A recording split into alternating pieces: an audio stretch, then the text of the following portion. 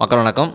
நடிகர் விஜய் அவர்கள் தமிழக வெற்றிக் கழகம் என்ற கட்சியை ஆரம்பித்து சமீபத்தில் அதனுடைய முதல் அரசியல் மாநாட்டை விக்கிரவாண்டியில் வெற்றிகரமாக நடத்தி முடித்திருக்கிறார். மேடையில் அவர் திமுக, பாஜக மற்றும் நாம் தமிழர் கட்சியை விமர்சித்து பேசினார். அதேவேளையில் அதிமுகவை நேரடியாக விமர்சிக்கவில்லை. இதனால் அவர் அதிமுகவின் கூட்டணி வைக்கக்கூடும் என்ற பேச்சு பரவலாக ஊடகங்கள் மற்றும் சமூக வலைத்தளங்கள் வாயிலாக பரப்பப்படுகிறது.